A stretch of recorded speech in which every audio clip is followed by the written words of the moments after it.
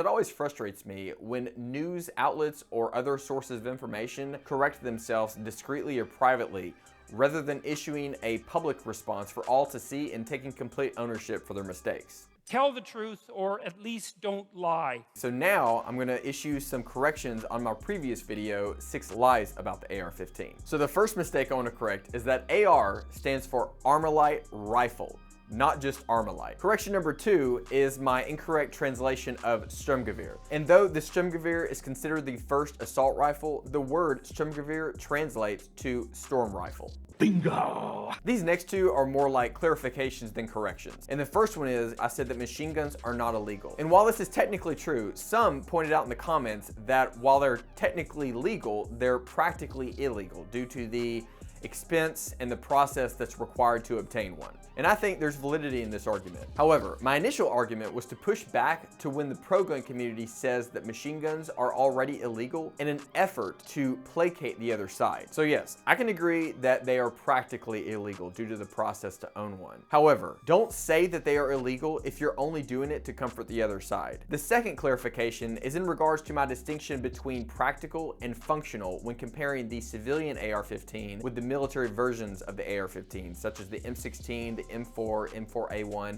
and other variants. And when I say practically, I mean what is practiced, or not necessarily what is technically the case, but what actually occurs. And as I said in the last video, the M16, the M4, and their variants are almost always fired in semi-automatic mode. Or, put more eloquently by Brad Wells in the comment section, the military uses M16s and M4s like AR-15s. Okay, the last correction I want to make is probably the biggest one and probably the biggest mistake I made in that video, though it still doesn't undermine the root of my argument, and I'll explain why. In the video, I stated this: I want you to consider the following tally of year-to-year mass shooting incidents that were collected by the Gun Violence Archive. 2014, 272 mass shootings. 2015, 334 mass shootings. 2016, 382 mass shootings. 2017, 348 mass shootings. 2018, 336 mass shootings. And then 2019, 417 mass shootings. And then later, I stated this: according to the Statista Research Department, since 1985, only 49 of these mass shootings have been perpetrated with a rifle. However,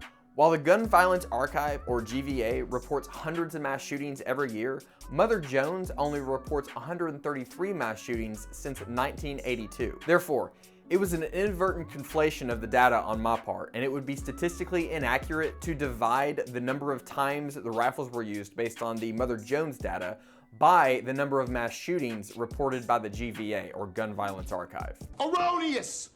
Erroneous! And for this, I apologize. It wasn't my intent, nor was I trying to manipulate the data. Despite this mistake, it still does not detract from the root of my argument, which is that rifles, particularly AR-15 type rifles or so-called assault weapons, are not used in most mass shootings, nor are they an overwhelming weapon of choice for mass shooters. But given this, it's up to you to decide whether or not you want to use the GVA's data or Mother Jones data. If you use the GVA's data, then the number of shootings go up, though the percentage of those done with a rifle plummets. However, if you use Mother Jones' strict criteria for mass shootings, the number of shootings goes down, but the percentage of those done with a rifle goes up. And this brings me to my final clarification, and probably the most important one, which is that even if semi-automatic rifles, AR-15s, or other similar weapons were used in every single mass shooting, this should not revoke the rights of citizens to own them, even if you could prove that banning said weapons would prevent mass shootings entirely. And anyone who feels that this statement is cold, heartless, and ideological lacks the fundamental understanding of the purpose of private arms ownership. And to those who might ask if the right to own a gun is worth more than the victims of gun violence, I ask you, if your right to own a car, swimming pool, drink alcohol, or anything else that leads to death is worth more than the lives of people killed by those things. Let's take cars for example. Roughly 30,000 people are killed in motor vehicle accidents every year. That comes out to about 80 per day. Imagine if we lived in a science fiction reality in which these superior beings came to us and they offered us a means for transportation that had not been known before. However, the cost for this means of transportation was that 80 of us had to be sacrificed every single day. Would we take it? I could simply snap my fingers. They would all cease to exist. And you may not want to answer this question, but if you own and or drive a car, then you already have. Now, some may argue that cars were not designed to kill like guns are. And though that might be true, it doesn't matter what something was designed for. It matters what something is used for. And the vast majority of guns, just like cars, are used for lawful purposes. Criminal use of a particular gun should not undermine my right to own that gun any more than criminal use of a particular car. If drunk drivers were, say, more likely to get in drunk driving motor vehicle accidents in a Honda Civic, it should not undermine your right to own a Honda Civic. And I can't think of anyone who would claim that, despite the fact that you don't even have a constitutional right to a car. This is also an unfair question because it posits that ownership of a thing implies culpability when that thing is used for harm. The reality is there are costs and benefits associated with every right and every liberty. But the next question might be, well, what utility does your firearm bring to society like vehicles do? And in my experience, many seem to assume that firearms have very little utility in society or very little net positive.